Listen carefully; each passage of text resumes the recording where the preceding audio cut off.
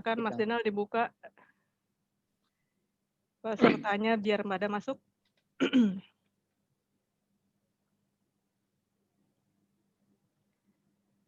Oke, sudah mulai masuk. Selamat sore semua peserta yang telah bergabung. Selamat sore, ibu-ibu, bapak-bapak, teman-teman semua. Terima kasih udah mau bergabung. Ini banyak teman-temannya Carla sama Feren kayaknya ya. Oh, bukan temannya Mas Hendry nih? Hah? Hendry nggak mau promosi dia, jadi malu-malu dia. Udahlah kita share. Kita share. Mari kita tunggu siapa saja teman-teman yang Baru 24 masih kita 24 tunggu. ya. Oke. Ada Mas Abdul Aziz, ada Mas Andra Janti, Anestesia, Arsi. Oke, si 24 ya, sebentar. Teman-teman kita tunggu sebentar ya, 2-3 menit agar antrian bisa masuk semua. Oke.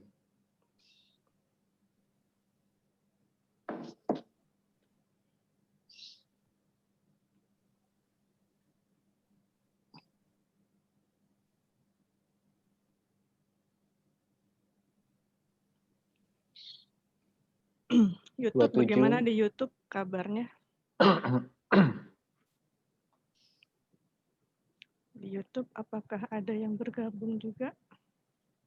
Di YouTube kita akan lihat juga. Ini sudah mulai 28.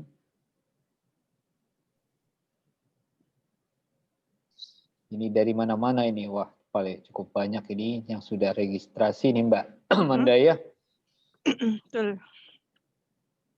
Sudah 300 lebih ya. Wah ini banyak yang teman-teman baru nih ya yang bergabung. Ada Studio. Oh, ada dari Garut, Jawa Barat. Selamat sore. Selamat sore teman-teman semua. Semoga dapat manfaat dari acara ini. Sore Mas Bobi. Mas Tra akhirnya. Selamat sore Mas Tra. Ya, pas kan setengah 5? Betul. 4:30 itulah Mas Tra. Kita nggak pernah ragu lah Mas Tra gitu kan. Oke, kita sebentar ya Mas Tra ya. Ini nunggu antrian masuk ke. Udah masuk Dian. Mas Patris juga udah gabung. Oh, itu tadi ada yang Mama mau connect tuh, siapa tuh? Nah, suara dari siapa ini yang masuk? Oke.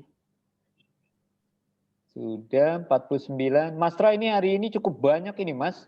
Lebih dari 300 yang register, Mas. Oh ya? Iya, ini pecah rekor. Entah karena Henry Snaini, entah karena terakhir maksudnya tahun ini gitu kan. Karena kita mau bagi-bagi hadiah hari ini. Oh iya, mau bagi-bagi hadiah. Mas Patris memang baik. Bagi-bagi hadiah ini.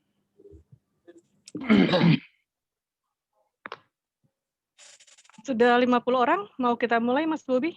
Oke, silahkan Mbak Amanda, sudah 50 sembari kita menunggu rekan-rekan yang lain. Silahkan Mbak Amanda dibuka.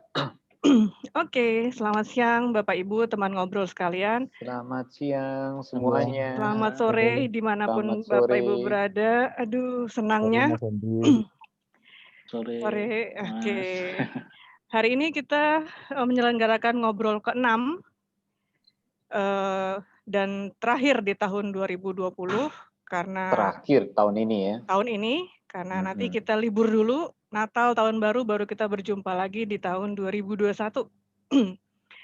Untuk acara hari ini seperti biasa diselenggarakan oleh komunitas penulis dan editor penerbit buku Kompas dengan dukungan dari penerbit buku Kompas, mana ada Mas Patris dan teman-temannya di sini, terima kasih.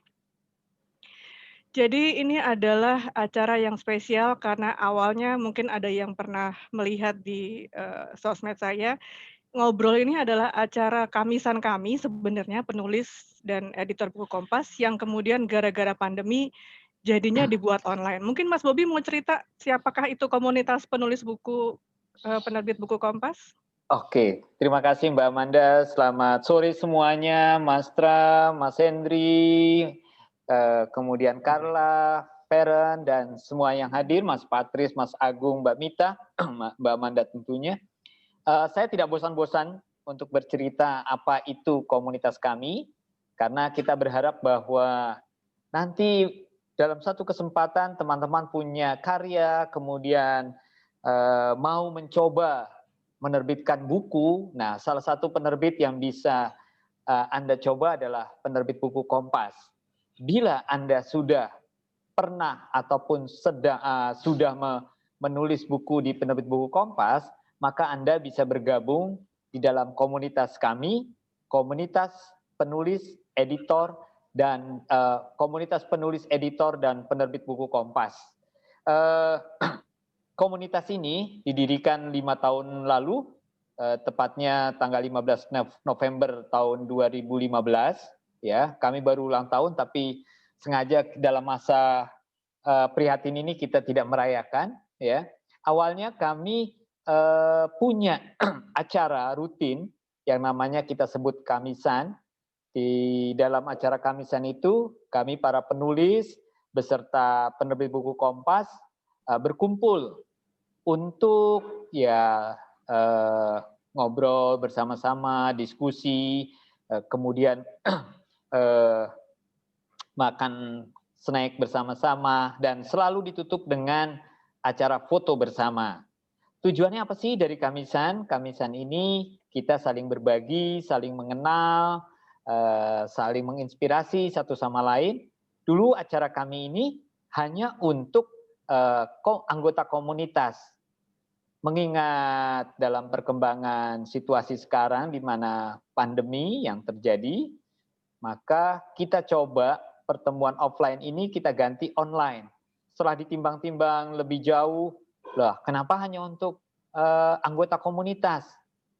Dalam kesempatan ini kita coba kita undang siapapun yang berminat untuk menulis dapat mengikuti acara proses kreatif penulis penerbit buku Kompas. Nah, kita sudah acara yang kelima, yang keenam ya, ya sudah 5 kan Mbak, sekarang yang 6 kan, iya. Nah, ini acara yang keenam, di mana kita menampilkan para penulis-penulis yang memang selain dia menerbitkan buku di penerbit buku Kompas, mereka juga punya sesuatu yang layak dibagi dengan berbagai macam latar belakang. Pertama, Pak Cepi itu adalah seorang Marsikal Purnawirawan TNI AU, dia penulis sudah sekian banyak buku. Kemudian yang kedua, Pak Asfi Warman Adam, seorang yang kedua Margi dulu. Oh ya, Margi dulu ya. Margi ini eksportir buah. Eksportir buah yang juga dia sudah menulis cukup banyak buku, dan bukunya ini gayanya sangat berbeda dengan para penulis PBK lain. Yang ketiga, Profesor Asfi Warman Adam, seorang sejarawan dari LIPI. Yang keempat, Rafandoli, dia seorang sejarawan yang sedang menyusun disertasi di Australia. Kemudian yang terakhir, Tres Emir, seorang oma yang sudah memiliki buku lebih dari 50. Kayaknya saya hitung udah ada 52 deh Mbak. 2 lagi dia mau tulis. Nah, dan hebatnya lagi itu baru ditulis setelah dia pensiun. Setelah dia pensiun, setelah dia jadi emak-emak gitu 10 kan. 10 tahun langsung mengeluarkan hampir lebih dari 50 buku. Jadi kira-kira ya setahun 5 gitu kali ya. Setahun 5. Nah, minimal. yang keenam ini luar biasa juga, khususnya bagaimana dia memulainya waktu SMA, tapi saya nggak kasih bocoran dulu, biar nanti kita lihat di videonya. Gitu Mbak, itu mungkin perkenalan yang perlu disampaikan buat teman-teman yang baru pertama kali hadir di dalam acara Zoom ini. Yes, terima kasih Mas Bobi. Sama-sama. Nah, Oke, seperti biasa kami juga pengen tahu nih dari mana saja teman ngobrol, hari ini. Boleh ditampilkan pool-nya Mas Dianal, tolong diisi ya teman-teman ngobrol, pool-nya. Nah, pengen tahu juga nih dari mana saja Dari mana? teman-teman sekarang berada. Wih, silahkan diisi terus, sembari menunggu, bolehlah kita mendengar sepatah dua patah sambutan dari Mastra, pelindung, Wajib. penasehat, dan Penasihat, segala-galanya bagi penyangga. komunitas kami. Silakan Mastra, waktu dan tempat dipersilakan. Oke, terima kasih Mbak Amanda, terima kasih Mas Bobi.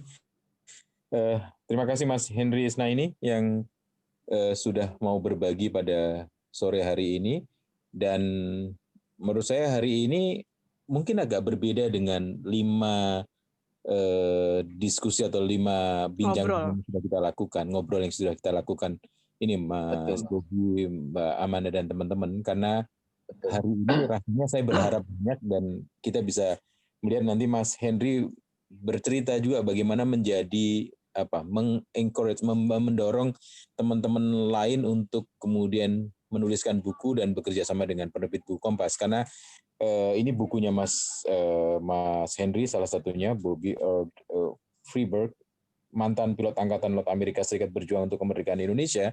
Tapi Mas Henry adalah juga orang di balik kerjasama penerbit buku Kompas dengan komunitas Histeria, Histeria, yang kemudian melahirkan sejumlah buku-buku yang diterbitkan oleh harian Kompas, dan cukup banyak sih bukunya. Saya kira ada buku Hamka, ada buku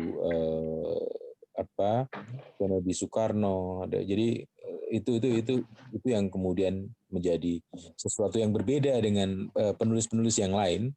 Jadi kita berharap ada juga bagaimana sih mendorong orang lain juga kemudian, atau mendorong organisasi tempat kita bekerja untuk melahirkan buku-buku yang tentu saja sangat bermanfaat buat masyarakat. Dan ini adalah pertemuan yang ke-6, Mas Bobi dan Mbak Amanda ya. Betul. Dan saya harus menyampaikan salut, terima kasih, apresiasi yang tinggi untuk Mas Bobi, Mbak Amanda dan teman-teman yang lain untuk kemampuannya menjaga setiap 2 minggu sekali, dan kemudian sampai 6 kali ini, sampai jadi setahun ya, boleh dikatakan setahun ya, dikatakan begitu ya Mas.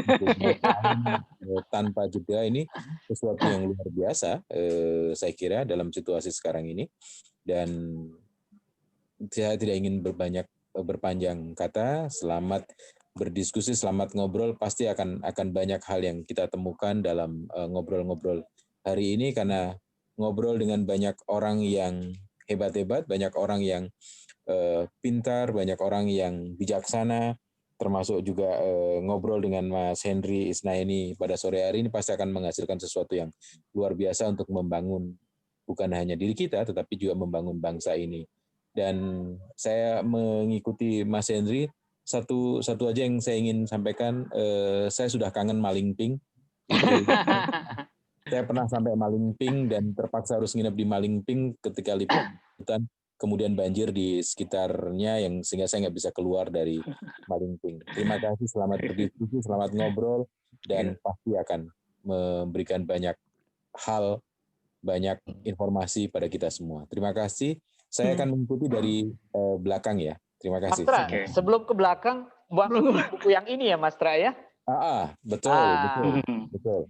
Ini teman-teman, buku kerjasama antara Histeria dengan PBK, penerbit buku Kompas. Bukunya ukuran saku ya. Bukunya cukup menarik yang disajikan oleh Histeria dan PBK. Jadi Anda juga bisa lihat nanti atau cari. Ini buku-buku yang tokoh-tokoh bagus yang diangkat oleh Histeria dan PBK. Oke, Mbak Amanda. Oke, terima kasih Mas Tra sambutannya. Terima kasih Mas Tra. Nah, untuk mengenal lebih jauh siapakah Henry Isnaini, sebagai bocoran aja ya, saya kasih tahu dulu nih, betapa sulitnya membujuk Henry untuk mau berbagi ilmunya di sini. Kenapa? Karena dia ternyata pemalu katanya gitu. Kembaran Saking saya Mbak, pemalu juga. saking pemalunya, kita harus berusaha keras untuk mewujudkan video profilnya berikut ini. Silakan tolong video profilnya Mas Denal.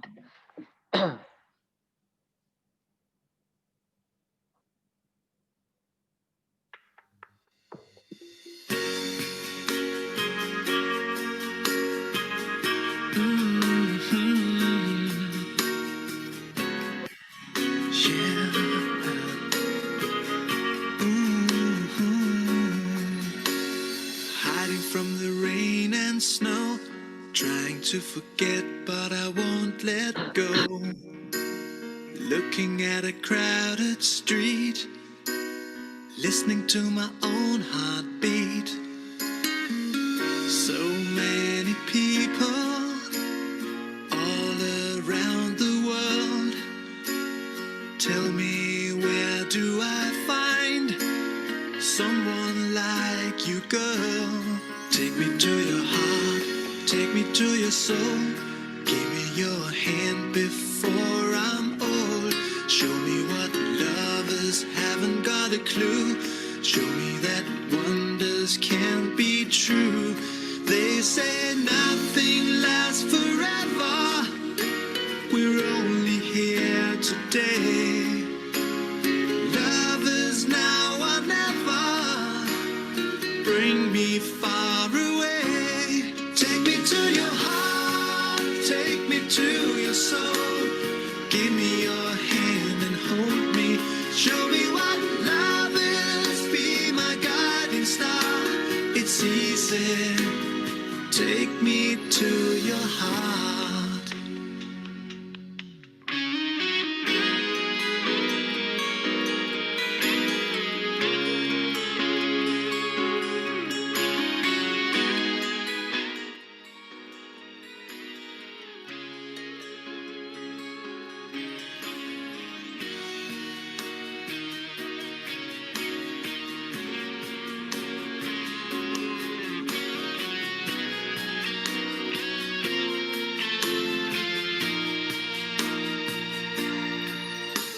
Standing on a mountain high, looking at the moon through a clear blue sky. I should go and see some friends, but they don't really comprehend. I don't need too much talking without saying anything. All I need is someone who makes me wanna sing. Take me to your heart, take me to your soul. Give me your hand before I'm old. Show me what lovers haven't got a clue. Show me that wonders can be true. They say nothing lasts forever. We're only here today. Bagaimana proses kreatif Henry dalam menulis kisah-kisah lawas? Mengapa dia menganggap menulis sejarah itu seperti orang menjahit? Lalu, bagaimana tipsnya dalam mencari bahan dengan berselancar di internet? Yuk, kita tanya-tanya pembicara di acara Ngobrol Proses Kreatif Penulis PBK kali ini, Henry Isnaini. Take me to your heart. Take me to your heart. Take me to. Baik, terima kasih Mas Denal. Videonya berakhir dengan dengan seru akibat perjuangannya Mas Bobi dan Francisca ya Mas ya namanya ya. Audionya Mas Bobi belum nyala. Audionya. Ya betul Mbak, Francisca yang membantu bikin videonya. Terima kasih Francisca. Baik, kita sudah sedikit mengenal Henry dari video profilnya, tapi sebelum kita mulai, mungkin saya mau lihat dulu sudah sampai di mana pollingnya, bisa ditampilkan? Sejauh ini, Mas Denal berapa yang sudah? 21% dari Jakarta, 16 orang. 10% daerah Banten, ini teman-temannya Henry kayaknya 8 orang. Iya. Jawa Barat 19% atau 15 orang, Jawa Tengah 12% atau 9 orang, DI Yogyakarta 10% atau 8 orang, Jawa Timur 9%, 7 orang, luar Pulau Jawa 14% atau 11 orang, dan luar Indonesia ada 5% atau 4 orang. Terima kasih Oh, jauh-jauh dari luar kasih. Indonesia. Terima kasih. Terima kasih kepada seluruh peserta. Oke, sekarang kita mulai bertanya-tanya sama Henry. Siapa duluan nih Mas Bobi nih? Saya atau Mas Bobi nih? Mbak, kita kasih buat Carla, apa tweet dulu Feren? atau Carla aja dulu, Carla lah. Yang mudahan dulu, kita yang mudahan kasih. Carla? Oke, Carla Oh, ini ya. adalah penanya dari SMA Notre Dame, Notre Dame. Jakarta. Halo Carla. Halo. Oke, Halo, udah punya Carla. pertanyaan untuk membuat Mas Henry pingsan? Udah. Oke. Oke, silakan Carla. Oke, aku mau nanya di di video yang tadi itu kan jelasin kalau misalnya itu ini manggilnya enaknya apa nih? Om. Eyang boleh, Eyang? Eyang? Apa aja. Apa aja? Kak aja ya. Boleh. Kak. Oke, tadi kan di videonya itu kakak itu kan dulu waktu SMA itu ngambilnya jurusannya IPA ya. Ya. Nah, terus malah beralihnya tuh jadinya nulisnya buku sejarah. Itu kan kayak agak menyimpang gitu kan, IPA ke IPS. Nah, aku mau nanya, kenapa sih suka banget nulis buku yang tulisannya itu mengenai sejarah? Padahal kan bisa dibilang nulis sejarah itu nggak gampang dan susah kan. Kenapa kakak akhirnya memilih untuk nulis buku yang isinya itu sejarah? Menyimpang. Menyimpang ini kata yang menarik nih. Berarti ini Henry ini orangnya menyimpang nih ya. Oke, Mas Henry, silakan. Oke, langsung nih ya. Langsung dong, langsung. Ya, sebelumnya Sebelum dia jawab supaya dia makin grogi, Bapak Ibu yang mau bertanya silahkan di kolom Q&A. Jadi selain penanya tamu, peserta juga boleh bertanya di kolom Q&A. Nanti kita bacakan untuk membuat Henry lebih semangat lagi bercerita. Silakan Henry dijawab. Ya, sebelum saya jawab, terima kasih host Mas Bobi, Mbak Amanda. Atas pemaksaannya gitu. Penerbit Buku Kompas dan Carla, Feren, terima kasih. Bapak, Ibu, teman-teman yang hadir di acara ngobrol sekarang ini. Terima kasih sudah hadir semuanya. Mudah-mudahan saya bisa memberikan cerita yang bermanfaat lah ya selama kurang lebih 1 jam ini. Gitu. Berbagi pengalaman selama saya menulis. Baik, menjawab pertanyaan Carla, ini pertanyaannya menarik karena ini saya kira memang start saya dalam menulis memang dari SMA. Jadi kita tahu kalau pada masa saya itu SMA kan mungkin sekarang juga dibagi ada IPA, IPS gitu ya. Kemudian ada bahasa saya kira ya untuk beberapa tempat yang lain. Waktu saya sekolah SMA di jurusan IPA itu juga masih ada jurusan sejarah. Mata pelajaran sejarah diajarkan. Nah, jadi dari kelas 1, kelas 2, kelas 3 saya tetap mendapatkan materi pelajaran sejarah. Nah, kenapa saya ngambil IPA? Ya pada saat itu saya kira mungkin udah kayak tradisi kali ya di SMA itu ya gitu, gengsi gitu ya. Jadi jurusan IPA itu merasa lebih superior gitu dari IPS gitu. Jadi ya sudah melihat ketika penjurusan di kelas 2 kemudian nilai-nilai yang cukup tinggi juga di jurusan materi-materi IPA gitu. Ya sudah saya mengambil jurusan IPA. Tapi ya sebenarnya selain ke materi yang eksak, saya ternyata punya minat di materi sejarah sebenarnya gitu ya. Tapi karena tadi ya sudah kita karena ngambil jurusan IPA dan beruntungnya di jurusan IPA masih ada pelajaran sejarah dan saya ikuti dengan sungguh-sungguh gitu ya. Tentu saja itu guru yang menarik itu guru sejarah SMA ya Mas? Guru sejarah SMA namanya almarhum Pak Nana Suhana. Beliau sudah meninggal.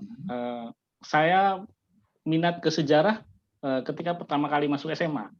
Ketika masa orientasi sekolah, Pak Nana ini memberikan materi tentang sejarah. Sangat menarik, sangat mengasihkan begitu ya. Dia begitu aktif gitu. Jadi ketika memberikan materinya tidak monoton gitu, jadi lebih membangkitkan siswanya untuk bertanya, untuk berargumen, untuk menjawab apa saja gitu. Yang penting mau bersuara gitu ya tentang materi sejarah. Jadi tema itu yang saya kira sebenarnya saya minati ya. Sejak kalau ke belakang lagi mungkin dari SMP juga sudah muncul ya minat ke sejarah itu. Meskipun lebih kentara lagi ketika di SMA. Dan turning point-nya saya kira waktu saya di SMA itu di kelas 3 itu kan ada kelompok ilmiah remaja. Nah, saya bergabung di situ, kebetulan dapat pembimbing juga yang luar biasa. Tadi di video sudah dimunculkan gambarnya. Baru saja pensiun tahun ini, Pak Raden Supardan namanya. Itu sangat membentuk juga gitu ya, sangat menginspirasi. Beliau membina kelompok ilmiah remaja dan saya ikut di kelompok tersebut. Kebetulan juga sempat jadi ketuanya gitu. Karena memang saya kira saya lebih berminat ke IPS meskipun jurusan IPA gitu ya. Dalam hal ini jurusan tema sejarah. Maka ketika di kelompok ilmiah remaja ini saya mengambil tema itu. Nah, kebetulan di kelompok ilmiah remaja ini ada lomba nasional, yaitu lomba karya ilmiah remaja di Lembaga LIPI ya, Indonesia di LIPI. Dan itu lomba sangat prestisius, lomba yang sudah sangat lama. Itu kalau tidak salah dari tahun 70-an sudah ada.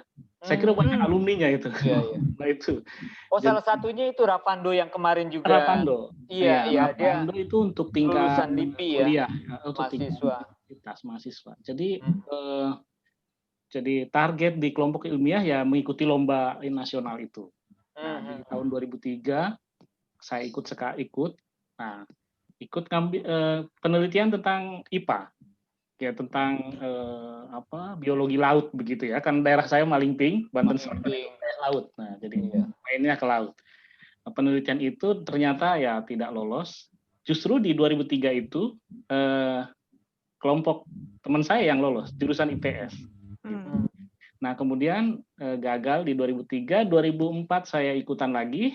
Nah, saya ngambil tema sejarah. Dan itu lolos.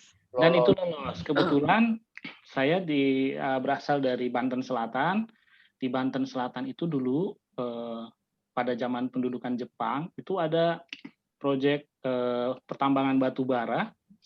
Di sana itu ada Romusa, tenaga paksa zaman Jepang. Ya mungkin kalau ada tahu ya, maksudnya di buku-buku sejarah diceritakan. Ya salah satu tempat Romusa itu di sana, di wilayah saya. Jadi saya lihat ini peluang atau potensi penelitian yang menarik begitu. Sehingga saya teliti, saya melakukan penelitian lapangan begitu. Dan kebetulan masih ketemu dengan pelaku sejarah, meskipun sudah sangat tua dan memorinya sudah sedikit ya, jadi kita nggak bisa menggali banyak gitu informasinya. Tapi saya coba mencari karena itu kan penting dalam penelitian sejarah, pelaku sejarah itu salah satu sebagai sumber primer. Sekecil apapun informasi yang kita dapatkan. Nah, saya ikutkan lomba itu tahun 2004 tentang sejarah Romusa di Banten Selatan. Dan pengumuman itu lolos. Nah, lolos jadi juara 2 waktu itu tahun 2004 juara 2 dan kemudian agak melompat sedikit ketika saya sudah bekerja sebagai wartawan di majalah politik, majalah Figur. Saya mencoba menyusun ulang ya, maksudnya sebenarnya lebih kepada menyusun penelitian itu dalam bentuk buku gitu. Dan ternyata senior saya di SMA juga mengambil tema yang sama untuk skripsinya di Universitas Lampung. Namanya Apit, sekarang dia jadi guru sejarah di kampung halaman. Nah, penelitian yang sama saya gabungkan, kemudian saya olah, saya susun jadi sebuah buku, dan itu menjadi buku pertama saya. Buku pertama ya. Iya. Ada itu digali waktu masih SMA ya Mas Hendri Waktu ya? masih SMA, kelas 3 SMA. Nah ini jawaban dari Mas Hendri, ibu-ibu, bapak-bapak, teman-teman yang hadir, menurut saya menarik ini. Seorang guru, 2 orang guru di SMA yang memberikan inspirasi, itu yang poin pertama ya. Jadi ibu-ibu, bapak-bapak yang menjadi guru, kalau mengajarnya menarik, akan muncul orang-orang seperti Hendri ini yang menjadi sejarawan atau memiliki keahlian tertentu. Kayak begitu kan Mas Hendri ya? Jadi cara mengajar guru ya. Ini ceritanya hampir sama dengan Rafando kemarin ya, karena guru sejarahnya juga itu dia tertarik untuk menulis dan mempelajari lebih lanjut mengenai sejarah gitu. Iya. Poin yang kedua Mbak Amanda, menurut saya juga menarik dari pertanyaan dan jawaban Mas Hendri. Mulailah dari yang ada di sekitar kita. Ya. Romusa itu kebetulan ada di sekitar daerah Mas Hendri ya. Sejarah tentang Romusa ya. Jadi teman-teman, ibu-ibu, bapak-bapak yang hadir dalam ruangan ini juga mulai bisa mengulik-ngulik atau mengumpulkan bahan-bahan ya yang dari ada apa yang ada di sekitar. Betul, iya. Oke, menarik nih Mas Hendri. Terus pertanyaan yang kedua dari siapa?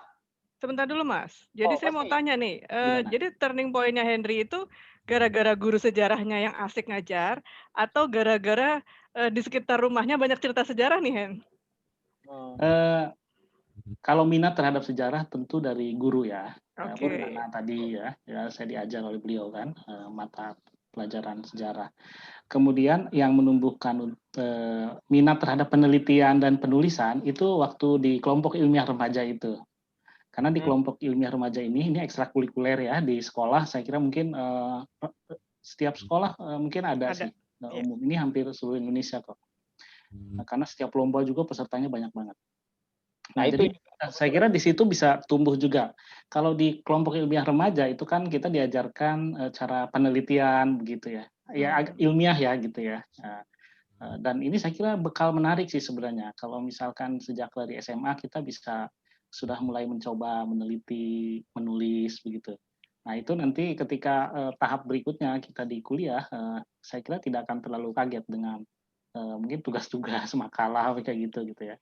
Jadi momen-momen di SMA itu cukup menentukan dalam perjalanan saya menulis. Oke, momen-momen di SMA menentukan. Jadi Carla coba cari momenmu sekarang ini waktu masih di SMA. Oke, Carla kalau masih ada pertanyaan kita tunda dulu ya, kita berikan kesempatan untuk Feren. Mana Feren? Feren ini adalah mahasiswa jurnalistik 2017 Universitas Multimedia Nusantara. Silakan Feren, mau tanya apa? Silakan Feren. Halo Kak Hendri semuanya. Halo Feren. Aku mau tanya, kan aku sempat lihat-lihat sekilas artikel Kak Hendri yang di Historia dan kebanyakan tuh topiknya tentang CIA semua. Pengen tanya kenapa Kak Hendri ini tertarik buat bahasnya tentang spesifik ke CIA gitu. Kasih. Oke, ayo Hen. Ya, tema itu belum lama ya, mungkin saya sih sebenarnya, dan saya melihat ini tema yang menarik ya, tema yang unik. Ya, tentu kalau untuk media pembacanya juga banyak, gitu. Views-nya juga besar gitu ya. Jadi saya melihat ini satu skop tema yang bisa saya coba geluti, saya akrabi gitu ya, saya telusuri sumber-sumbernya, kemudian saya tulis. Sebenarnya juga sudah cukup banyak ya, maksudnya tema-tema seperti itu yang ditulis, tapi saya mencoba mencari tema di sekitar CIA itu yang mungkin belum orang ketahui begitu. Dan dengan proses riset, penelusuran, saya berhasil menemukan beberapa sumber yang bisa saya jahit menjadi satu tulisan-tulisan yang yang saya tulis untuk History ID itu. Selain itu ya saya kira mungkin karena saya juga suka film tema spy kayaknya. Jadi ya kurang lebih ya tema itu kelihatannya kan kalau di film tuh menarik banget, seru banget, dan gimana sih realitasnya ya lumayan juga sih gitu ya. Tapi banyak juga karena ini dunia intelijen, dunia yang sangat rahasia, ya tidak banyak juga yang atau belum terungkap begitu. Masih banyak rahasianya ya, Henry? Iya, gitu. Oke, jadi senang James Bond juga dong? Pasti. Mancing, Manda mancing. Mancing nonton. Oke, di Q&A juga sudah banyak nih yang bertanya, saya bacakan ya. Dari Yan Agus Supianto. Saya suka nulis tapi belum pernah nulis buku. Adakah trik agar mau menulis buku? Bagaimana memulainya? Nah, silakan Henry. Kayaknya cocok nih untuk dijawab langsung. Ya, pertama sudah suka menulis, saya kira memang harus dilanjutkan dan saya kira target harus bisa sampai diterbitkan begitu. Tapi memang butuh waktu, butuh kesabaran, saya kira ya, butuh karena kita tahu menulis buku setiap penulis punya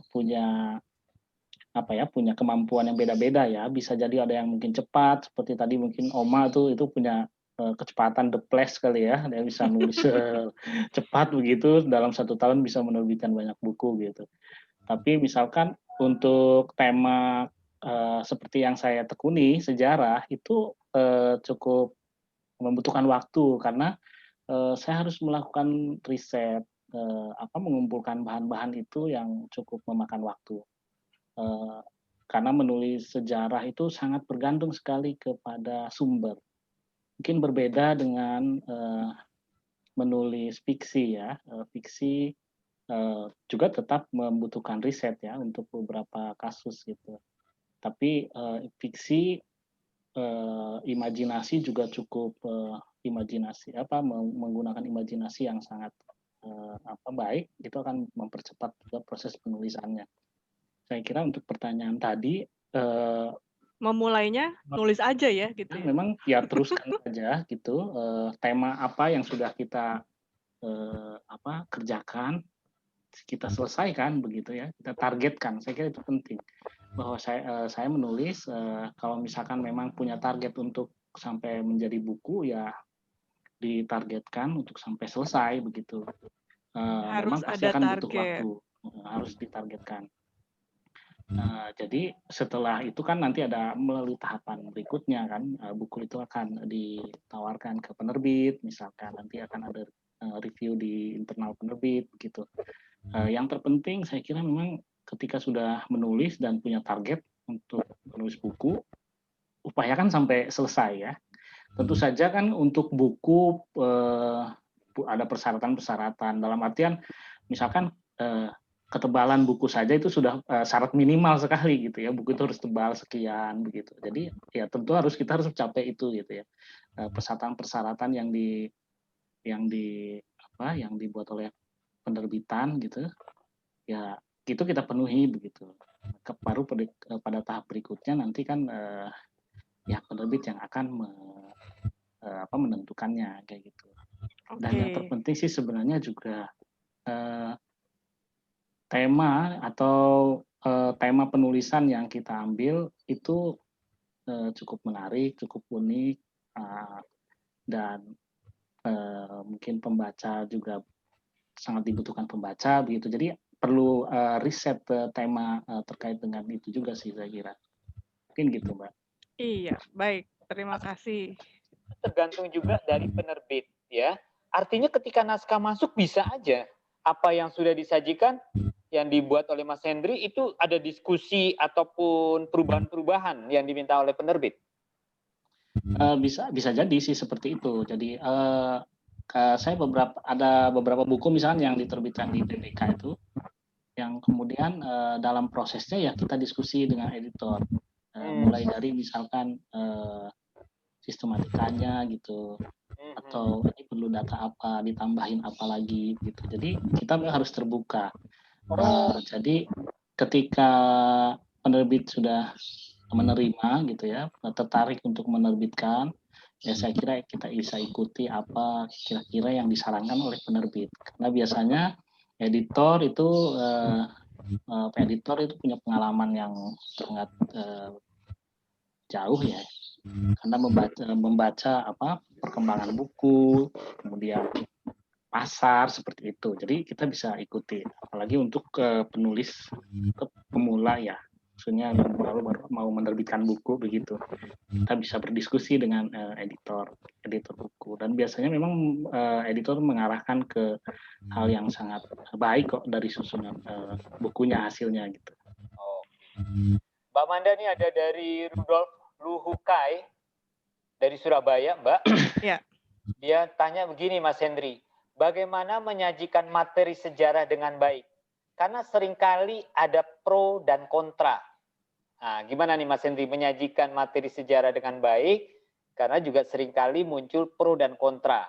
Terima kasih Mas Rudolf atau Pak Rudolf dari Surabaya atas pertanyaannya. Ya, terima kasih pertanyaannya. Sejarah itu kan pertama yang terpenting adalah sumbernya. Jadi kita lihat kredibilitas si sumbernya itu gitu, tentang satu peristiwa. Ketika kredibilitasnya cukup baik, pro dan kontra itu sebenarnya kita bisa letakkan bersamaan gitu. Karena peristiwa itu kan memiliki banyak sisi dan versi gitu. Jadi kita bisa sajikan saja pro kontra itu, atau berbagai pertentangan pendapat atau versi-versi gitu. Kita bisa sajikan saja karena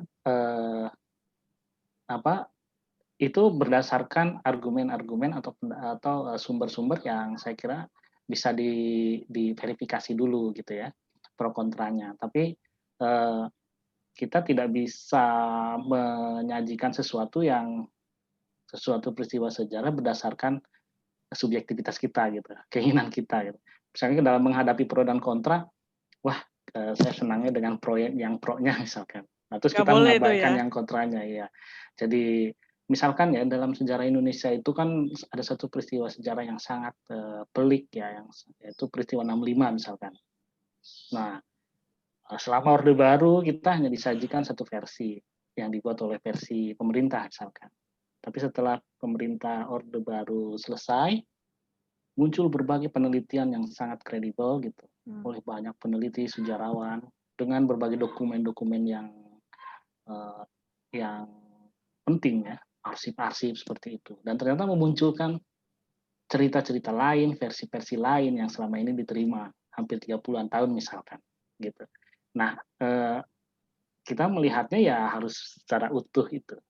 Ketika versi baru, pendapat baru muncul, ya kita bisa lihat itu logikanya. Kalau misalkan, oh iya ternyata mungkin saja sebuah peristiwa itu memiliki banyak versi dan pro dan kontra gitu.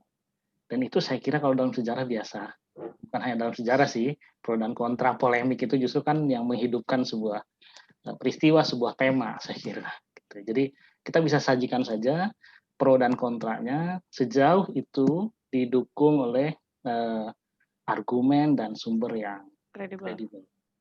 Ya, jadi jangan khawatir dengan pro dan kontra ya, Henry ya. Ya. Oke. Mas Bobi, kita lihat lagi di pertanyaan. Ini ada kaitannya tadi saya lihat yang kaitan dengan beberapa kaitan dengan masalah mencari bahan di internet nih Mas Hendri ya. Bagaimana proses riset dalam membuat buku sejarah. Nah, memang kalau dilihat dari buku-bukunya Mas Hendri itu banyak sekali literaturnya di belakang kayak Bobby Earl ini, selain buku ada jurnal dan sebagainya. Dan Mas Hendri menyusun buku ini selama 5 tahun ya Mas Hendri ya. Ya. Mengumpulkan bahannya selama 5 tahun dan ya berapa halaman ini? 168 halaman. Nah, kaitan dengan pertanyaannya, bagaimana proses riset dalam membuat buku sejarah? Apakah melalui Google atau internet saja sudah cukup? Mungkin saya tambahin sedikit lagi. Apakah bagaimana coba menelusuri sumber-sumber kredibel di internet ini, Mas Hendri? Silakan. Jadi itu pertanyaan dari Siva Aziza ya? Ya. Bisa. Tambahan saya dari sedikit yang terakhir, Mbak. Jadi Siva dan saya ya, Mbak. Iya. Iya.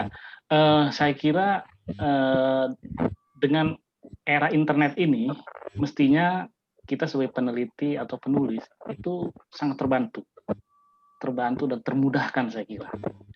Karena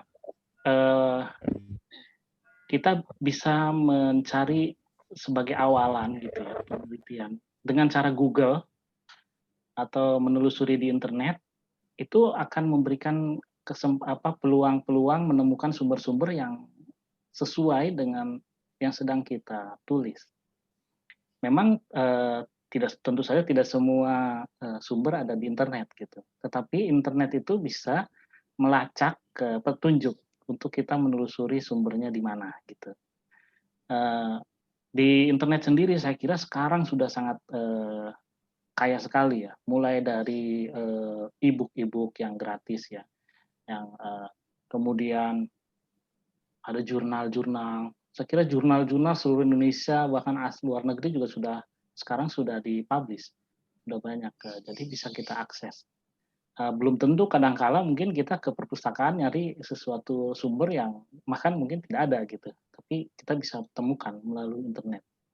Dan biasanya saya juga sangat terbantu ketika menelusuri lewat Google Books.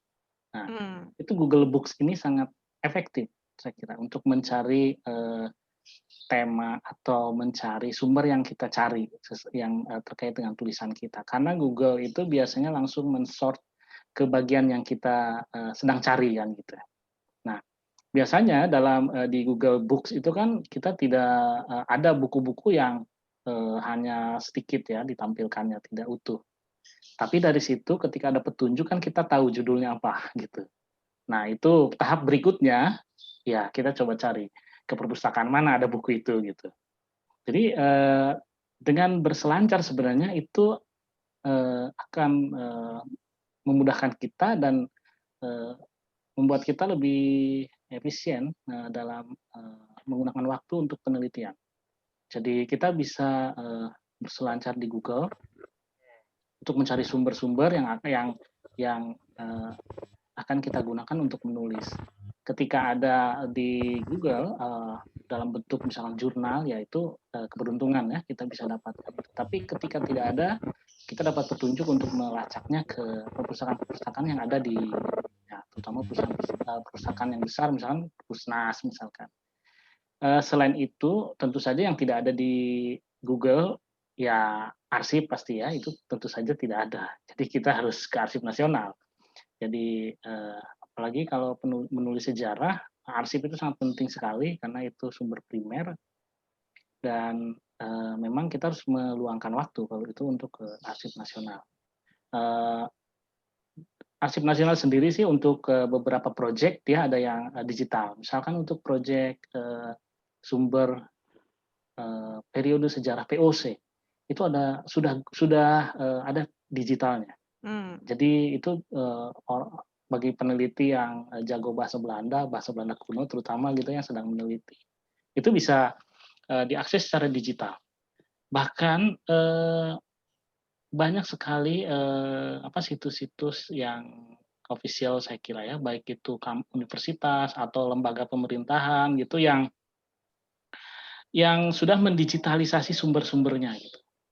Artinya kita butuh ketekunan saya kira ya, butuh ketekunan dalam menelusuri dalam berselancar mencari sumber-sumber di internet itu dan sangat membantu sekali dalam penulisan gitu. Nah, ini ada yang pertanyaannya ada yang sedikit nyambung nih dari Jamison Situmorang. Dia bilang bagaimana cara menulis buku sejarah, apakah diawali penelitian? Tentu saja tadi sudah terjawab ya. Dan pertanyaan berikutnya adalah apakah ada mentor yang membantu? Gimana tuh, Hen? Mentor atau teman diskusi juga saya kira bisa penting ya, karena itu mungkin bisa membantu kita dalam berdiskusi.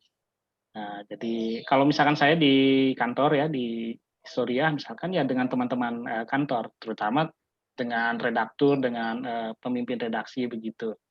Jadi atau dengan sesama redaktur kita bisa berdiskusi. Kadang-kala kita saling bertanya tentang sumber sumber yang akan kita perlukan begitu. Dan biasanya itu cukup membantu kita. Karena kadang-kala kan kita tidak selalu memiliki sumbernya. Jadi mentor ya saya kira perlu, bahkan mungkin kalau misalnya sudah di tingkat penerbitan kan editor itu ya mentor kita kan gitu. Jadi yang mendampingi kita, yang mengedit karya kita, yang memberi masukan ke kita gitu. Jadi biasanya dengan banyak kepala gitu, itu biasanya akan semakin memperbaiki kualitas tulisan kita karena ada masukan dari mentor, dari teman, dari editor begitu. Baik. Oke, baik. Mas Bobi mana nih? Kok hilang?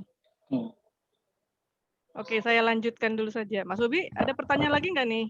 Iya, tadi saya ragu di internet ini, jadi terus bagaimana untuk membedakan mana ini kredibel atau enggak, Mas Henry? Belum. Oke. Apa nih sumbernya maksudnya ya? Oh ya, sumber.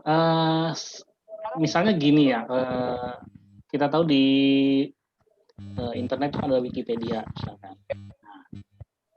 Tentu Wikipedia itu pasti akan nongkrong paling atas kan ketika kita googling gitu.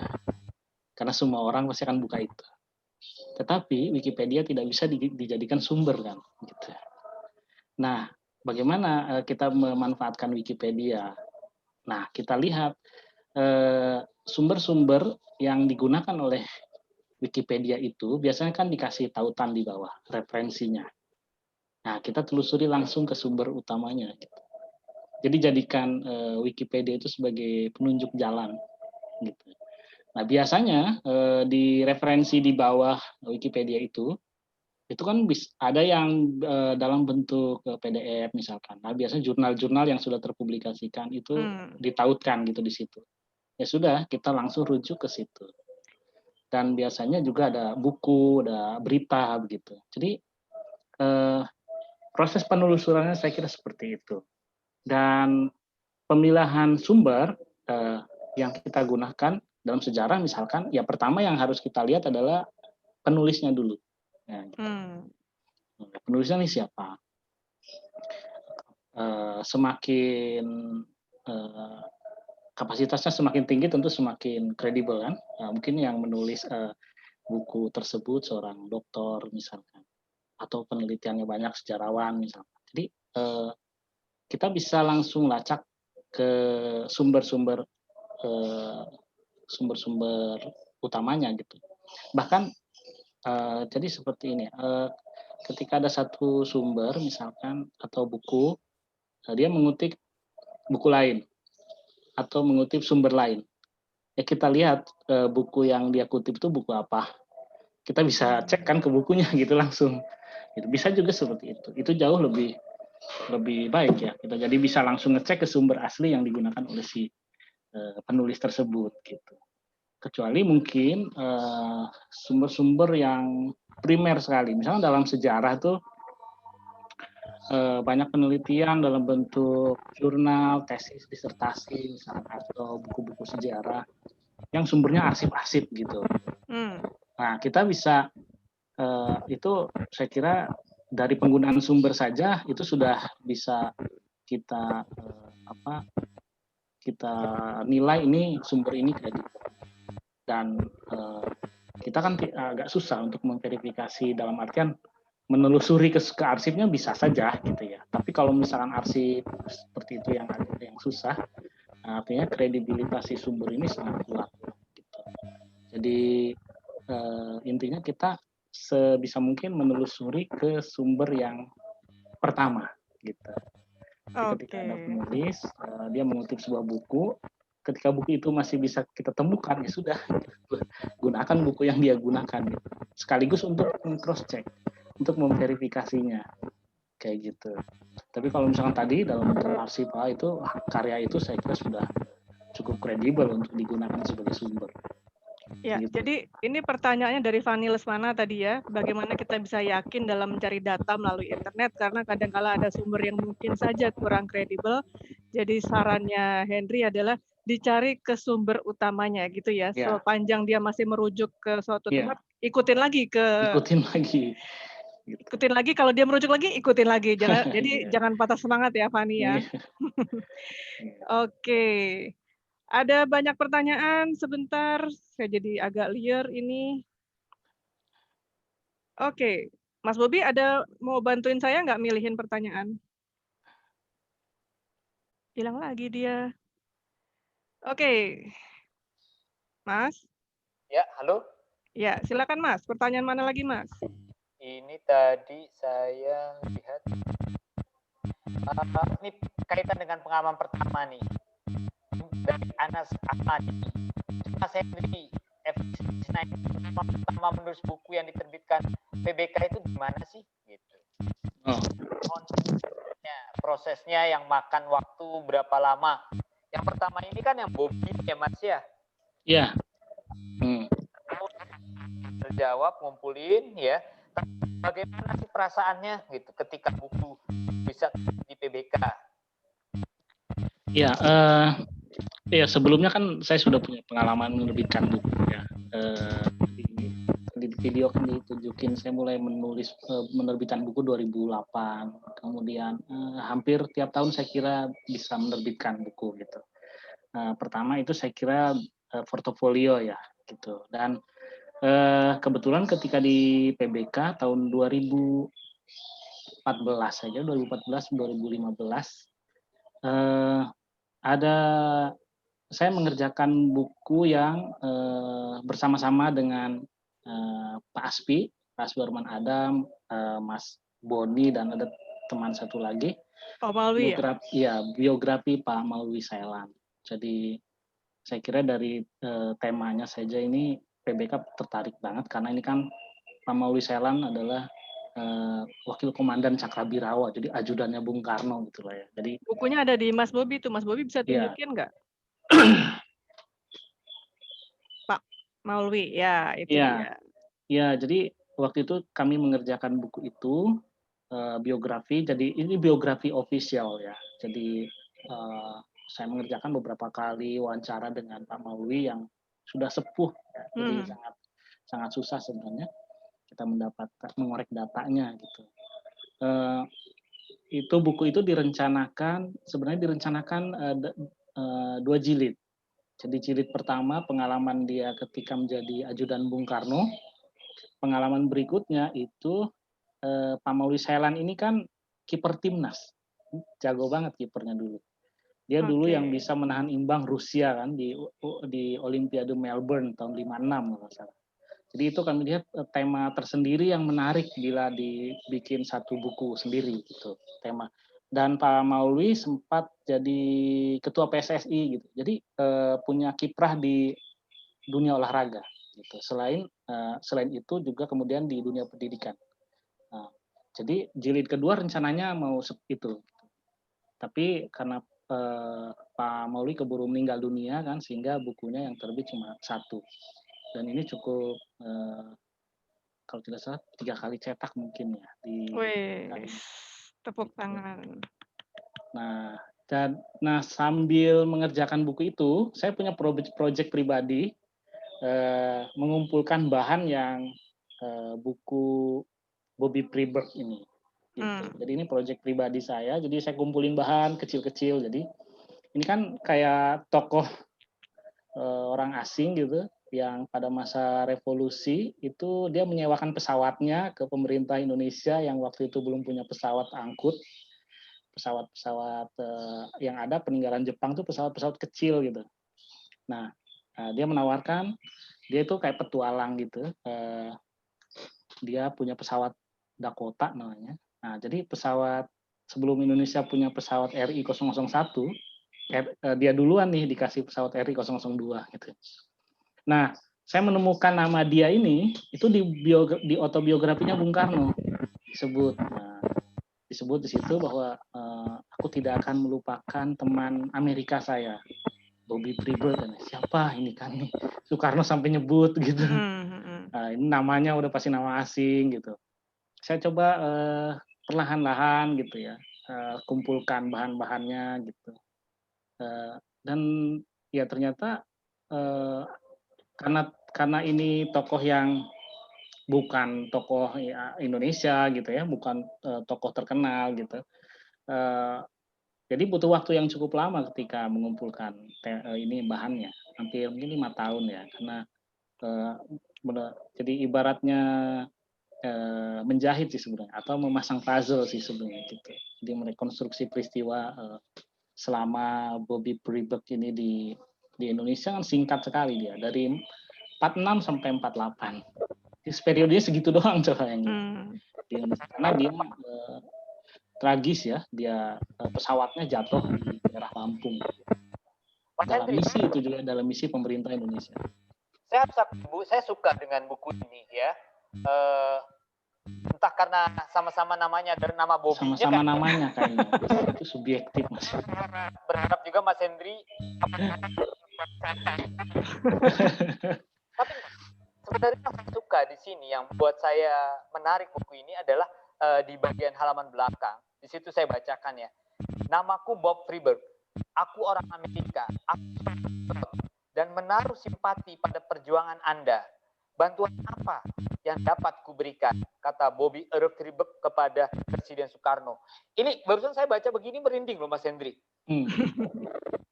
Seorang seorang warga negara asing ya. Dia sampai berkata seperti itu untuk Bung Karno. Benar, saya nggak bohong. Tiba-tiba kudu saya merinding gitu. Nah, ini ada kalimat ini di mana? Itu di autobiografinya Bung Karno. Oh, ya. Jadi dari situlah saya menemukan ini siapa gitu. Orang ini ketemu dengan Soekarno, menawarkan jasanya, dan sangat berjasa sekali saya kira pada periode itu. Karena waktu itu Indonesia tidak punya pesawat angkut. Untuk terbang di wilayah Indonesia, kemudian ke luar negeri gitu.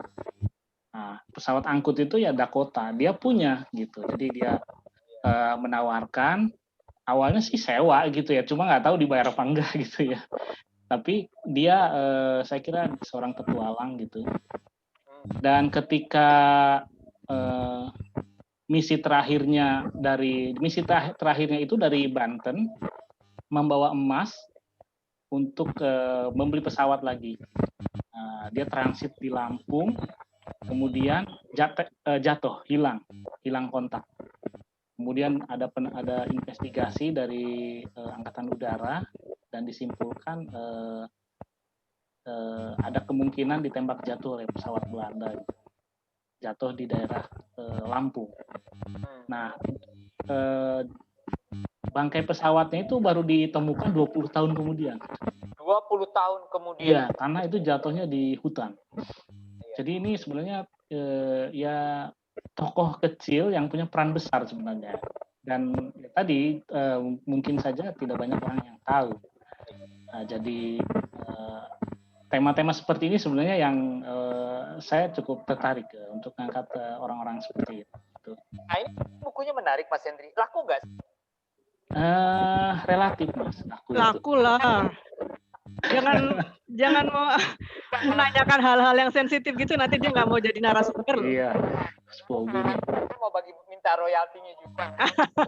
Karena namanya Bobby soalnya Hen. Dia mau minta royalti kalau laku. Ini komentar yang ditanya oleh Mas Ignatius Haryanto ya. Ini dosennya Feren, Ignatius Haryanto. Hendri, berapa buku sejarah yang Anda tulis sudah ditampilkan di video 12 ya, tentang apa dan mengapa. Sudah semuanya. Dan buku Mas Bobby, suaranya putus-putus, saya bacain ya. Dari Ignatius Haryanto, berapa buku sejarah lagi yang Anda mau tulis? Tentang apa dan mengapa Anda merasa penting untuk menulis buku itu? Terima kasih katanya. Aduh, ini pertanyaan ujian skripsi. Pertanyaan dosen banget nih. Dosennya Feren soalnya ini. Pertama, ya menulis sejarah buat saya pekerjaan. Sama dengan Mas Ikhar ngajar kalau pekerjaan di Historia ID. Jadi tetap harus memproduksi tulisan-tulisan sejarah. Cuma sekarang saya agak concern ke tema sejarah intelijen ya, sejarah spionase gitu. Tadi sudah ditanyakan sama Karen kan di awal. Jadi 2 tahun belakangan ini saya coba menggali tema-tema yang terkait dengan operasi intelijen CIA terutama terkait Indonesia gitu. Dan itu ternyata cukup banyak ya, maksudnya cukup banyak temanya yang bisa saya tulis gitu. Dan PBK mau menerimanya dan mau menerbitkannya, dan itu jadi buku yang sedang diproses cetak sekarang, dan saya masih terus menggeluti tema itu. Dan kalau berapa lagi mungkin buku yang akan saya terbitkan, ya karena itu sudah menjadi bagian dari pekerjaan sehari-hari. Jadi kalau nulis sejarahnya sudah pasti terus sampai pensiun kayaknya ya. Gitu. Jadi ya selama Historia masih ada, saya pasti masih nulis. Ya, yang penting juga masih diberikan kesehatan gitu. Betul sama kita sekali. semua nih ya, kebetulan lagi seperti ini. Jadi saya kira karena gini, saya menerbitkan buku kemudian jadi kayak semacam motivasi atau kecanduan lah istilahnya ya gitu ya.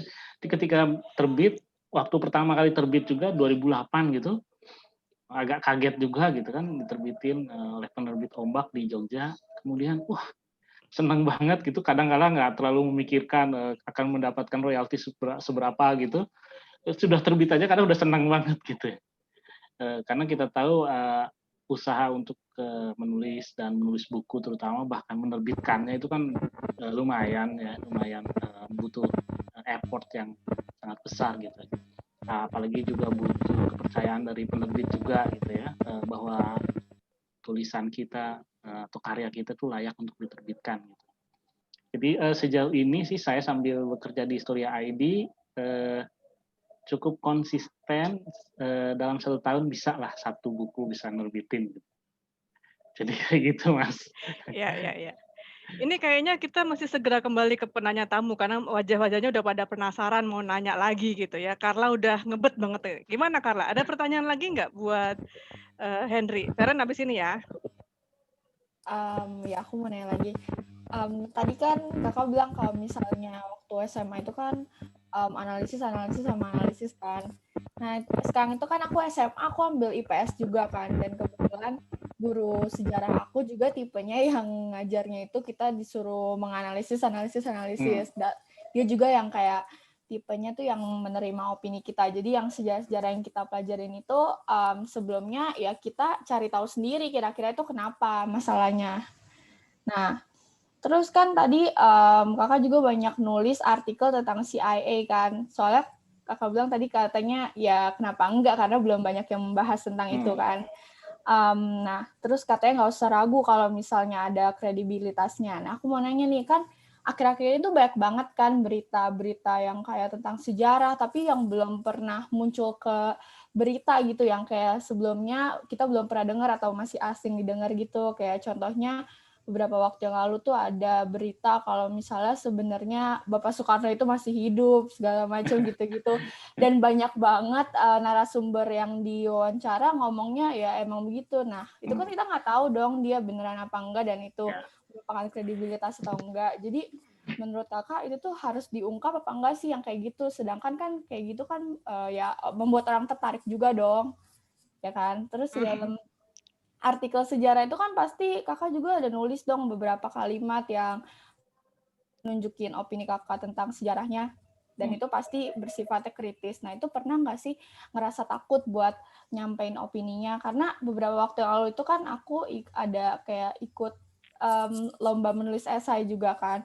Terus dalam situ aku nulisin beberapa opini aku. Pertama-tama tuh kayak sempat mikir gitu, kira-kira orang lain bisa nerima nggak sih opini aku gitu. Keren sekali Carla, thank you. Iya, wah itu Gimana Henry? pertanyaannya kontekstual ya. Jadi Heeh. memang belakangan ini sejarah jadi penting ya. Jadi penting ketika era post-truth ini dan kemudian ada kontestasi gitu ya. Materi sejarah kemudian dijadikan sebagai alat untuk melegitimasi atau mendelegitimasi gitu ya, menjatuhkan orang gitu. Jadi di sinilah sebenarnya pentingnya pelajaran sejarah secara umum. Ketika itu misalkan, mohon maaf Bapak Ibu guru bukan mau mengajari ya. Ketika itu disampaikan dengan baik ketika di sekolah, agar anak itu bisa berpikir kritis. Jadi belajar sejarah itu sebenarnya untuk itu.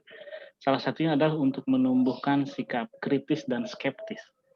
Jadi kita tidak menerima begitu saja. Nah, seperti tadi Carla singgung Bung Karno masih hidup. Nah, kalau kita tidak punya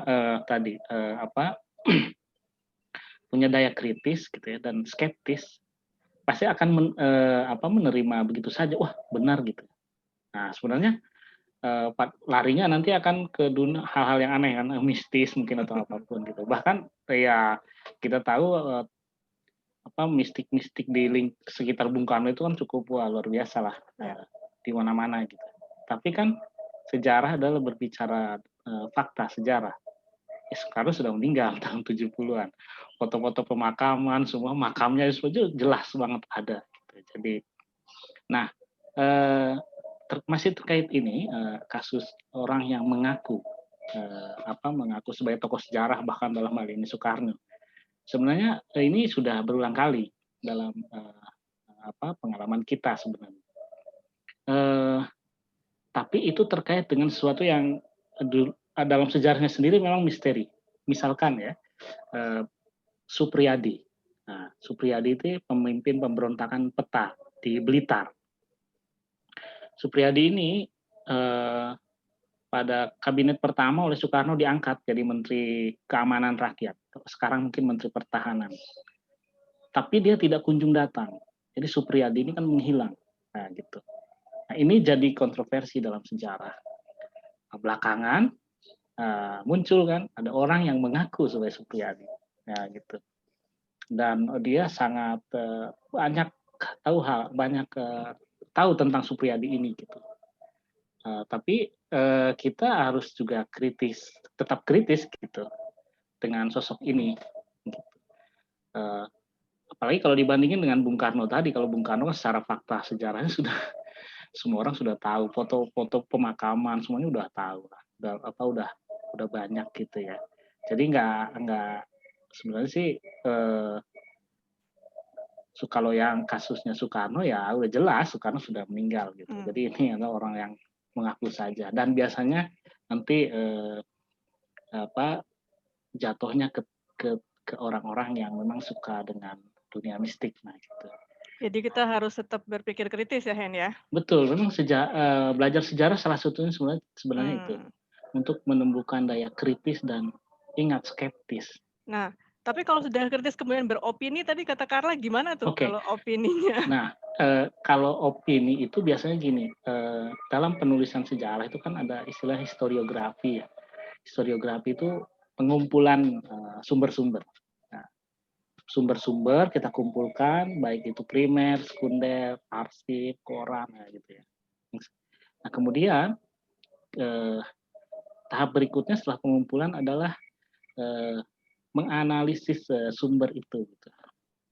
Nah, biasanya opini tadi harus berbasis itu. Jadi bukan opini ngarang ya maksudnya gitu ya. Tapi berbasis ke fakta-fakta sejarahnya. Kayak gitu. Jadi ketika opini itu masuk akal gitu ya, terkait dengan faktanya, tidak melenceng gitu dari faktanya, saya kira tidak masalah sih gitu. Justru kan itu akan opini itu memuncul lebih tepatnya sebenarnya pendapat gitu. Memunculkan pendapat baru membaca sebuah peristiwa sejarah. Nah, itu justru baik saya kira.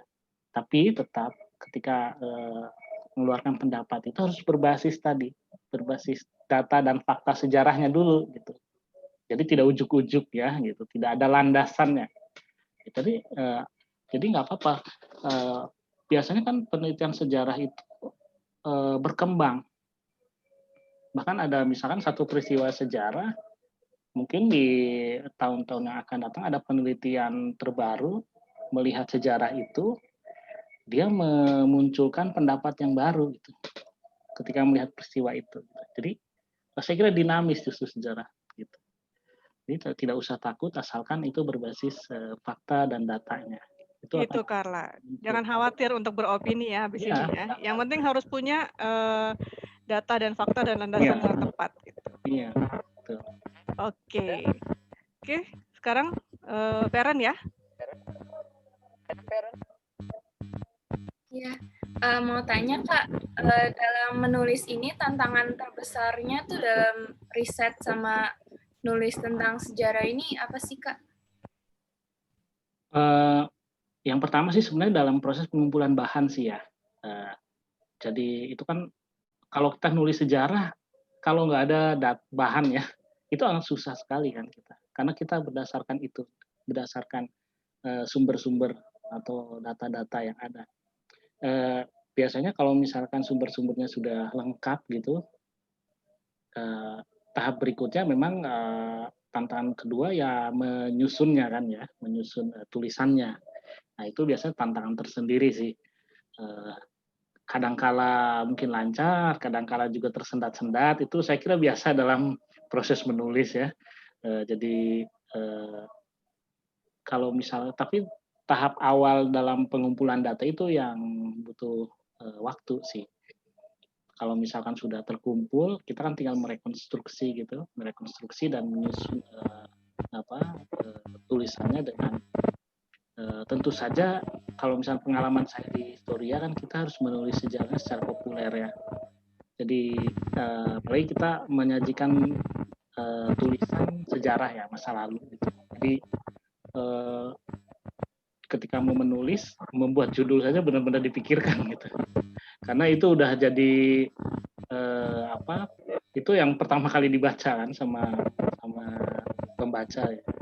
Ketika judul tidak menarik atau kemudian pembukaan tulisan juga tidak menarik ya tulisan kita ya nggak akan mungkin tertarik dibaca orang. Sia-sia. Ya jadi tantangannya saya di situ sih sebenarnya. Kalau di tahap penulisan itu ya relatif ya. Kalau misalkan kita logikanya sedang oke, misalkan ya sedang tidak ada kendala apapun, biasanya akan cukup lancar ya. Ya kecuali kalau harus tadi menelusuri ke sumber asli. Ya begitu. Jadi proses biasanya dalam proses cek ya, verifikasi gitu data-datanya. Jadi kan kita harus meriksa gitu, cek ke sini, ngecek ke sana gitu ya, mengkonfirmasi ke sumber lain gitu, Ya itu juga butuh waktu. Jadi yang lama itu Feren, karena terlalu banyak informasi sekarang ini, jadi perlu dicekin satu-satu. Apalagi justru. Biasanya kalau nulis tuh kurang bahan, kurang sumber, susah. Kebanyakan sumber juga susah juga. Tadi harus kita cek, harus kita pilah ya, mana yang kira-kira cocok gitu ya, kredibel. Tentang masalah risetnya ya. Gitu ya. Nah, tadi kan kita sudah tanya kepada Mas Hendri. Sekarang kita mau tanya orang yang mengenal Mas Hendri. Gimana Mbak Amanda? Ya, karena sudah membuka pertanyaan ke semua orang, penanya tamu, dan ini kita sekarang tanya Mbak Mita. Nih editor saya nih.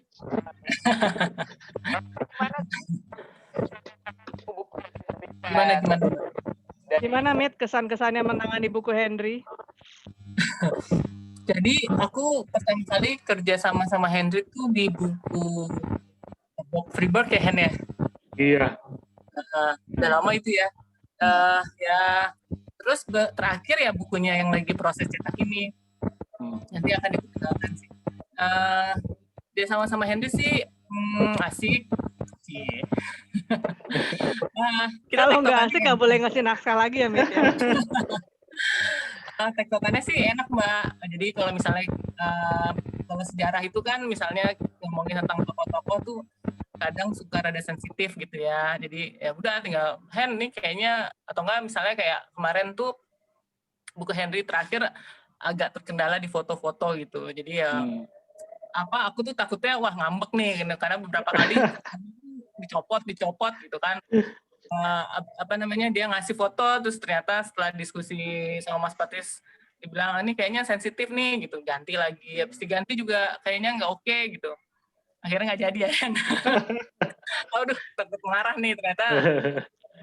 Ya cukup inilah Henry cukup bisa banget bisa terima masukan sih. Sebenarnya jangan-jangan dia punya resep untuk menjadi penulis buku sejarah, salah satunya harus sabar katanya gitu.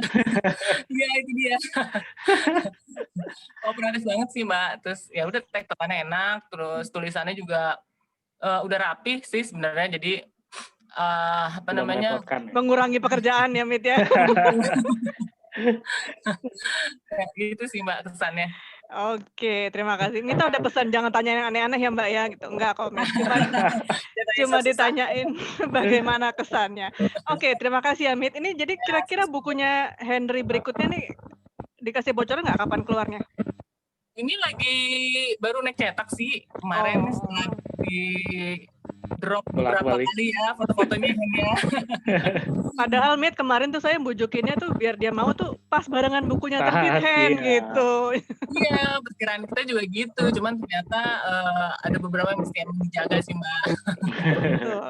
Nah, jadi teman ngobrol sekalian, ini merupakan cerita yang unik bahwa bukan cuma penulisnya saja yang ikut menjaga kredibilitasnya, tapi editor juga ikut bertugas di sini supaya supaya keluarnya adalah hasil yang oke gitu ya Mit ya, Henry ya. Iya. Iya, oke. Nah, thank you Mita. Ngambek loh.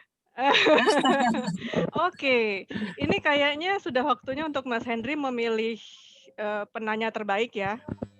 Hen, kamu pilih, ingat nggak tadi siapa yang nanya? Lihat di question and answer itu Hen. Yang tadi. Siapa aja ya? Pilih 3, saya kasih waktu untuk memilih, jangan khawatir. Mita mau bantuin juga boleh lewat jalur belakang.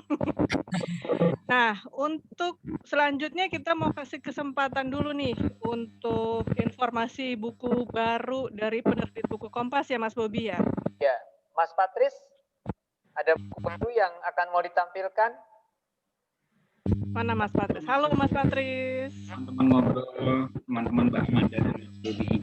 Jadi kan saya karena mengetahui ini buku barunya sebetulnya bukan buku baru sih, baru cetak ulang ke-6. Waduh, jadi kipas-kipas dulu kita. Jadi ada buku sejarah, judulnya Sang Patriot, terkait tentang Pierre Tendean, pahlawan revolusi ya.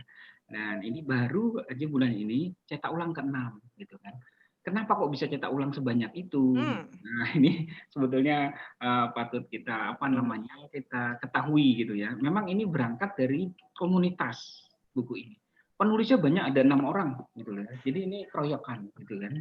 Keroyokan dan masing-masing sama seperti yang tadi Mas Henry sampaikan, masing-masing penulis itu riset gitu kan, dan akhirnya mereka bisa menggabungkan menjadi sebuah buku. Itu jadi sama seperti pekerjaan buku Mauli Sailan ya Mas Henry ya.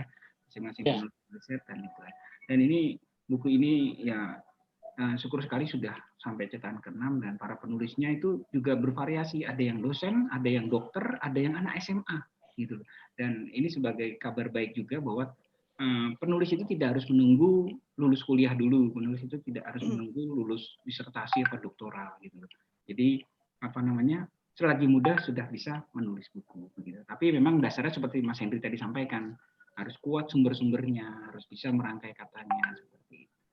Demikian Mbak Amanda dan Mas Bobi. Oke, terima kasih. Itu buku terbarunya yang baru cetak ke-6 kali. Itu yang diharapkan oleh penulis ya Hen ya, untuk bukunya cetak. Satu Mbak yang dicetak ulang, aduh. Ternyata ini udah bisa ya 6 kali. 6 kali ya. Luar biasa ya. Harus Besok kita tampilin di ngobrol, kita tanya apa resepnya itu ya. Iya, tahun depan ya. Henry masih perlu waktu nggak untuk memilih peserta? Penanya terbaik. Banyak banget. Nah, masih perlu waktu? Oke, kita berikan waktu. Sekarang saya dan Mas Bobi, abis ini ya Hen, jangan mundur lagi ya. Oke. Sekarang saya dan Mas Bobi mau bagi-bagi hadiah. Bukan kita sih ya sebenarnya ya Mas ya.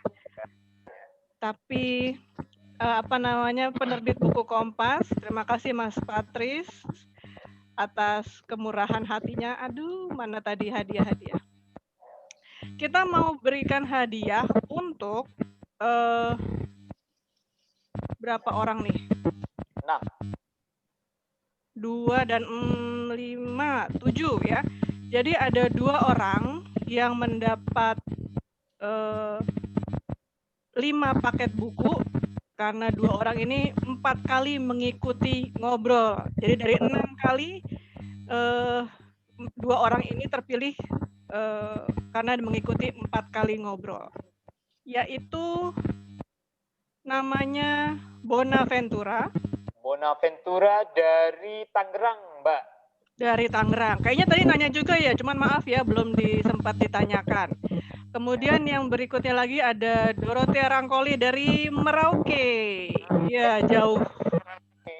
Ya, Mbak Dorothea juga dapat hadiah. Dapat. Itu 5 paket buku ya hadiahnya ya. Silakan kirim pesan di Instagramnya Penerbit Buku Kompas untuk cross check alamatnya. Kemudian yang berikutnya lagi, yang ini adalah 3 paket buku kepada 1, 2, 3, 4, 5 orang karena dipilih dari mereka yang 3 kali mengikuti ngobrol. Ya, yang pertama. Ya, itu. Silakan Mas Bobi bisa dibacakan. Yang pertama Wati Sumiati Halim, dia dari Bandung. Kedua Hardianto dari Tangerang. Kemudian Francisca Sari, wah ini jauh nih Mbak. Dari Hong Kong ini yang bikin videonya kita selama berkali-kali ngobrol. Selamat Francisca Sari. Lalu Dian Winarto dari Surabaya. Danan Priyatmoko dari Pamulang. Oke. 5 orang itu ya, silakan mengirimkan alamatnya ke di pesan Instagram Penerbit Buku Kompas. Oke. Wah, Dorothea langsung kirim pesan. Senang banget untuk hadiahnya. Belum sampai loh, nanti kalau sampai harus foto lagi ya Dorothea ya.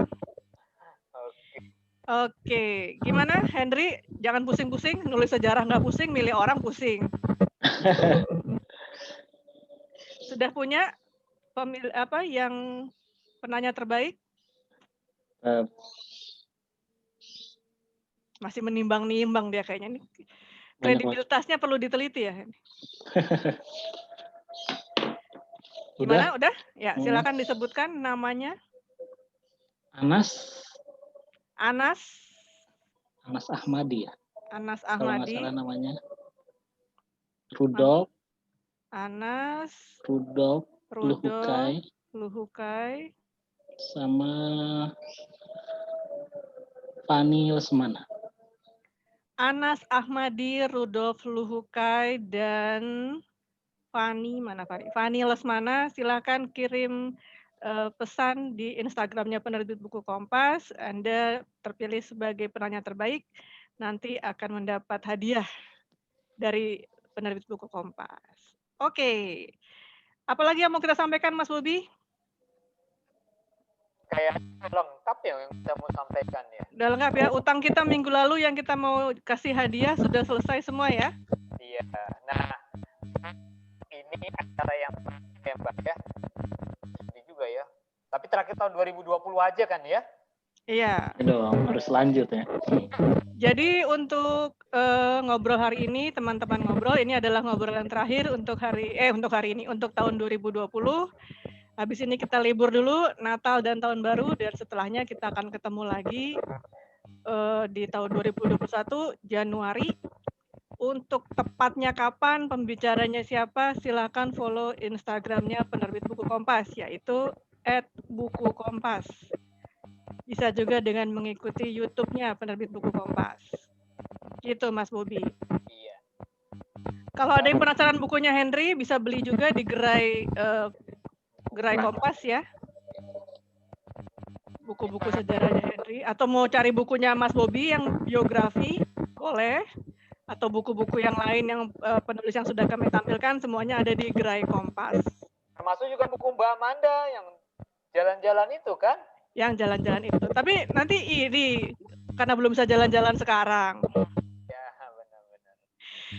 Oke, itu sudah disampaikan di chatnya ya, kalau mau mendapatkan bukunya Henry.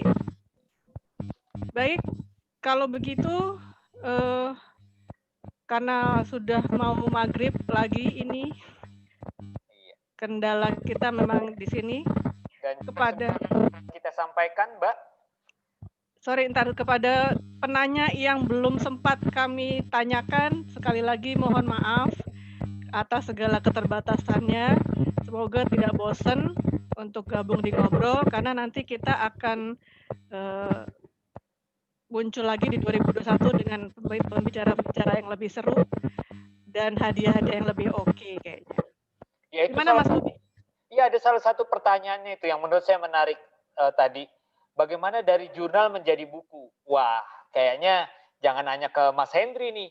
Mesti nanya ke penulis-penulis lain yang memang biasa menangani itu ya Mbak ya. Kayak atau kalau ditanya ke Henry juga kayaknya jawabannya lama, nggak bisa selesai dalam. Jadi bagi tadi yang bertanya itu silakan untuk mengikuti acara ngobrol proses kreatif penulis Penerbit Kompas pada tahun 2021. Kita akan mengangkat tema ini juga dari narasumber yang berbeda, begitu. Gitu ya. Saya pikir cukup apa yang sudah kita sampaikan, atau Mbak Amanda masih ada yang mau tambahan? Kayaknya sudah ya, sudah mau maghrib. Kita ucapkan terima kasih kepada Henry, kepada Carla, kepada Feren, kepada teman-teman penerbit buku Kompas, dan juga kepada seluruh peserta yang sudah hadir pada hari ini. Semoga ilmunya bermanfaat dan bisa menghasilkan penulis-penulis muda nih. Carla sama Feren ditunggu loh karyanya loh. Oke, baik. Kalau begitu Mas Bobi dan saya nih, kayaknya Mas Bobi suaranya keresekan. Mas Bobi dan saya pamit undur diri. Terima kasih atas seluruh partisipasinya, atas seluruh bantuannya. Sampai bertemu di 2021. Ngobrol pertama kita akan kita umumkan di Instagram Penerbit Buku Kompas. Sampai ketemu semuanya. Terima kasih. Terima kasih. Terima kasih banyak Mas Henry. Terima kasih Mas. Terima kasih. Mas Denal, silakan diputus YouTube-nya. YouTube-nya tolong diputus. Sudah. Buat teman-teman yang dari komunitas penerbit buku Kompas, kita tetap berkumpul dulu sebentar. Sukses terus Henry, kata Ikhar.